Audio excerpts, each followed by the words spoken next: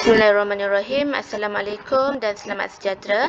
Berjumpa kita lagi sekali dalam kelas matematik bersama saya, Cikgu Siha. Okey, pada minggu yang lepas kita telah masuk bab 2 iaitu faktor dan gandaan, dan kita telah belajar tentang faktor dan faktor perdana. Jadi pada hari ini cikgu akan sambung dengan faktor sepunya. Okey, so yang pertama, kita buat dahulu, kita cari faktor bagi 18 dan 24. Okey, cikgu tulis kat sini faktor bagi 18. Bagaimana nak dapatkan? Okey, so kita senaraikan 1 darab 18, 2 darab 9, 3 darab 6. Ada lagi tak? Okey, 4 tak ada, 5 tak ada. So, cikgu rasa ini sahaja. Okey, jadi kita dapat senaraikanlah faktor. Okey, bagi 18. Ambil nombor-nombor ni. 1, 2, 3, 6, 9. Okey. Dan 18. Seterusnya, kita senaraikan faktor bagi 24 pula. Okey, faktor bagi 24. 1 darab 24. 2 darab 12. Okey, 3 darab 8. 4 darab 6. Ada lagi tak? Okey, kalau dah tak ada, ni sahaja kita punya faktor. Pastikan awak senaraikan daripada nombor paling kecil supaya kita tak tertinggal. Okey, so boleh tulislah faktor bagi 24. Okey, tulis nombor-nombor tu. 1, 2, 3, 4, 6, 8, 12 dan 24. So, apabila kita nak cari faktor sepunya, okey, kita tengok nombor yang sama. Kita tengok kat sini. Sekejap ya, cikgu buat besar sikit. Kita tengok kat sini, faktor bagi 18 dan faktor bagi 24 ni, kita tengok nombor yang sama. Okey, contoh dalam 18 ada 1, sini pun ada 1. Okey, sini ada 2, sini pun ada 2. Sini ada 3, sini pun ada 3. Okey, 6. Dia tak ada 4 kan, dia ada 6. So, bulat 6. 9. Okey, 24 tak ada 9. Okey, lagi satu 18. 18 pun tak ada kat sini. Jadi yang sama ni je, 1, 2, 3, 6. Sini pun ada 1, 2, 3, 6. Kalau macam ni, kita boleh katakan faktor sepunya.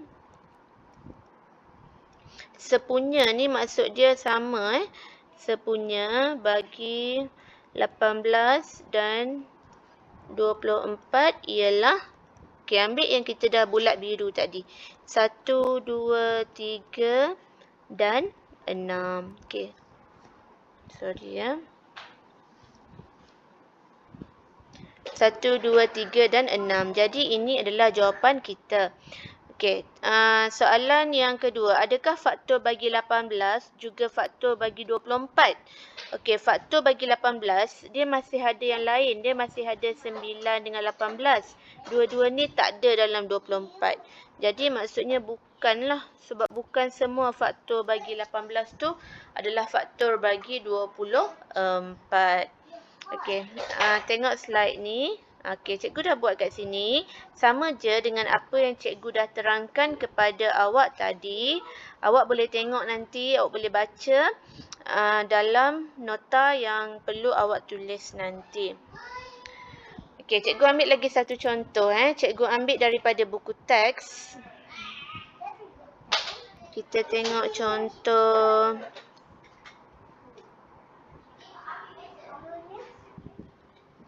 Okey, senaraikan semua yang ni.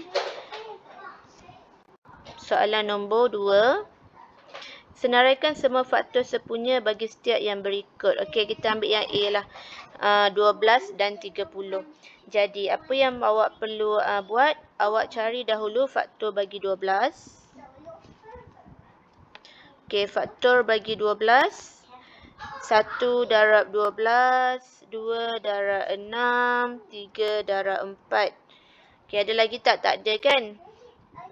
Okey, jadi awak dapat faktor dia 1, 2, 3, 4, 6 dan 12. Okey, yang kedua dia bagi 30. So, senaraikan faktor bagi 30. 1 darab 30, 2 darab 15, 3 darab 10, 5 darab 6. Okey, cikgu rasa yang tu je kot. Okey, so bila tulis balik faktor bagi 30, awak dapat 1, 2, 3, 5, 6, 10, 15 dan 30. Okey, so soalan minta faktor. Okey, kejap ya. Soalan minta faktor sepunya. Faktor sepunya maksudnya yang sama kan? So, awak tengoklah mana yang sama. Sini ada 1, sini pun ada 1, sini ada 2, sini pun ada 2. 3, sini pun ada 3. Okey, 4 tak ada. Okey, 6, sini pun ada 6. 12. Okey, dekat 30 tak ada 12. Jadi, awak dapat awak punya faktor sepunya awak 1, 2, 3 dan 6. Macam tu awak dapat. Okey, jadi cikgu harap awak dapat jawab apabila soalan minta awak cari faktor sepunya. Okey, sebelum tu cikgu nak tunjukkan lagi satu. Okey, tentukan soalan macam ni. Tentukan sama ada 6 ialah faktor sepunya bagi 24 dan 36. Jadi, bila jumpa soalan macam ni, apa yang awak perlu buat awak perlu bahagi dia. Awak bahagi dia. Awak buat operasi bahagi. Okey, kalau awak dapat nombor bulat, maksudnya dia adalah faktor.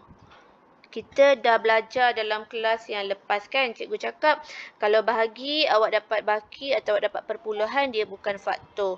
Jadi untuk soalan ni nak tentukan 6 ni adalah faktor bagi 24 dan 36, betul atau tak adalah kita perlu kat sini. Kita bahagi 24 bagi 6 dapat 4, 36 bagi 6 dapat 6. So dua-dua dapat nombor bulat, maka 6 ialah faktor sepunya. Okey, bagi 24 dan 36. Okey, kalau tengok soalan yang lain. Contoh B, 4 ialah faktor sepunya bagi 30, 40 dan 60. Jadi kita buatlah bahagi kan. 30 ni bahagi 4. Awak dapat 7 bagi 2. Ataupun kalau awak tekan kalkulator, yang ni awak dapat perpuluhan. Okey, 40 bagi 4 dapat 10, 60 bagi 4 dapat 15. So, kalau macam ni, tertahulah ni betul faktor, ni betul faktor. Tapi yang ni sebab ada baki atau sebab awak dapat perpuluhan, jadi dia bukan faktor. Jadi apabila salah satu bukan faktor, automatically 4 bukan faktor sepunya bagi 30, 40 dan 60. Okey, macam tu ya. Okey, cikgu sambung seterusnya. Yang kita nak tengok hari ini adalah tentang faktor sepunya terbesar ataupun kita panggil sebagai FSTB. Okey, ingat singkatan dia ni FSTB adalah faktor sepunya terbesar. Masih dalam soalan tadi, bagaimana kita mencari faktor sepunya. Okey, dalam faktor sepunya ni, awak pilih yang paling besar. Okey, pilih paling besar. Tu yang dimaksudkan faktor sepunya terbesar. Okey. Ni contoh yang cikgu dah tunjukkan tadi kan. Faktor sepunya bagi 18 dan 24. Kita dapat 1, 2, 3 dan 6. Jadi kalau kita nak faktor sepunya terbesar FSTB ni. Kita pilih nombor paling besar. Kita pilih faktor paling besar. Iaitu 6. Macam itulah. Okey, untuk menentukan faktor sepunya terbesar ni. Kita ada 3 kaedah. Yang pertama, kita boleh senaraikan faktor sepunya macam kita buat yang tadi. Okey, yang kedua, kita ada pembahagian berulang, which is cikgu suka cara ni dan kebanyakannya memang cikgu nasihatkan guna cara ni. Dan yang ketiga adalah pemfaktoran perdana. Okey, kita tengok satu persatu. Okey, ni yang kaedah tadilah kalau menyenaraikan. Bila kita nak senaraikan, sama macam cikgu dah tunjuk. Kita cari faktor bagi 18. Cari faktor bagi 24. Lepas tu kita pilih yang sama. Ni dah pilih ni kan. Okey, pilih yang sama. Lepas tu kita pilih nombor paling besar iaitu 6. Jadi awak dapat faktor sepunya terbesar bagi 18 dan 24 ialah 6. Okey. Yang cikgu nak tunjuk adalah kaedah pembahagian berulang. Okey, yang ni pembahagian berulang. Okey, cikgu tunjuk untuk 18 dan 24. Okey, 18 kita nak guna kaedah. Okey, pembahagian berulang. Fahamkan betul-betul cara ni. Okey, kita nak cari faktor sepunya terbesar. Okey, contoh yang pertama cikgu nak buat untuk 18 dan 24. Okey, awak buat kotak dahulu. Macam ni, straight. Okey, lepas tu dia ada kotak. Macam ni awak buat. Okey, macam T, macam tu kan. Okey, lepas tu kat sini buat 18, kat sini buat 24. Awak tulis macam tu. Nama kaedah pun pembahagian kan, bahagi kan. Jadi, proses yang akan dibuat kat sini adalah bahagi. Kita akan letak satu nombor. Okey, kat sini adalah nombor-nombor yang boleh dibahagi. Kita cuma akan gunakan nombor perdana sahaja. Okey, contoh kita pilih nombor perdana kita. Kita start dengan 2. Okey, 18 bahagi 2.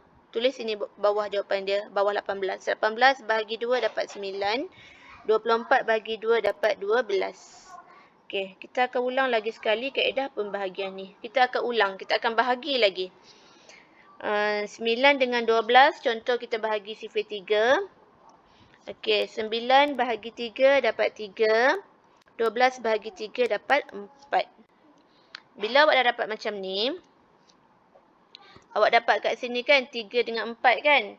Okey, 3 dengan 4 ni ada tak nombor sama yang boleh dibahagi? Ada ke tak? Balance kat sini ni. Tak ada kan? Tak ada nombor yang sama. So, kotak bawah ni kita akan stop. Okey, apabila tak boleh bahagi nombor sama.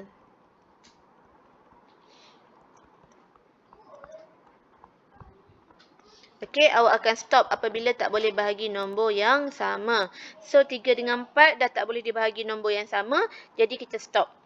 Okey, jawapan kita akan ambil.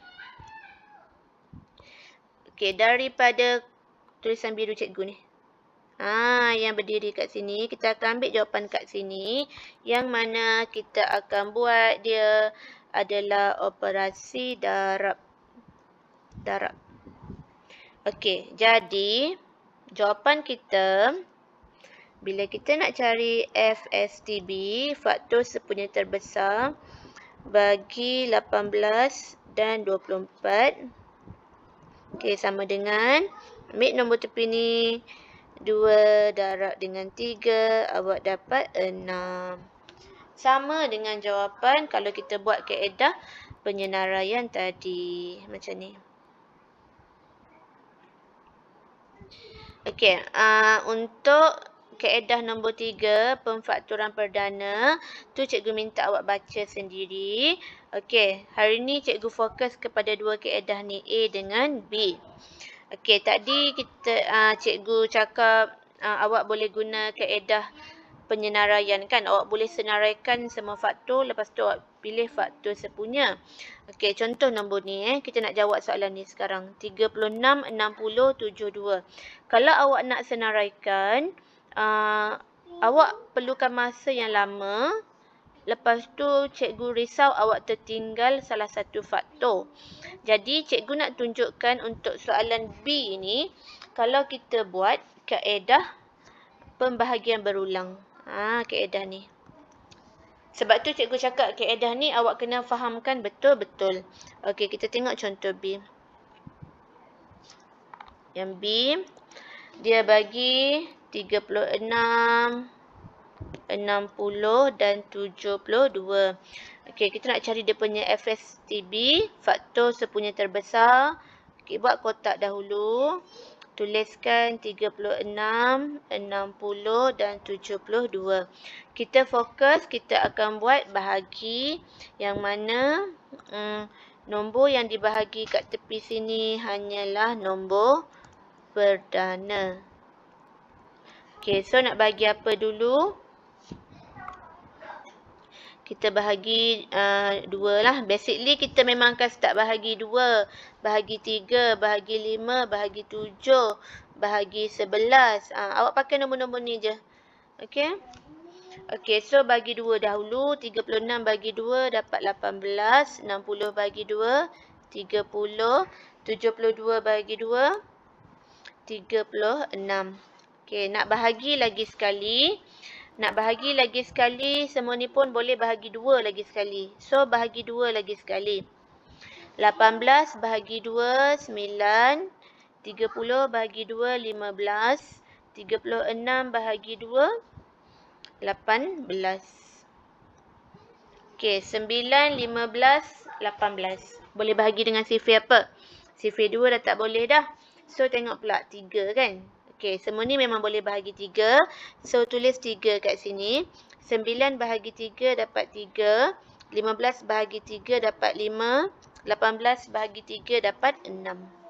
Okey, sekarang kita ada 3, 5 dengan 6. Nombor-nombor ni tak ada yang boleh, tak ada nombor sama yang boleh dibahagi kan?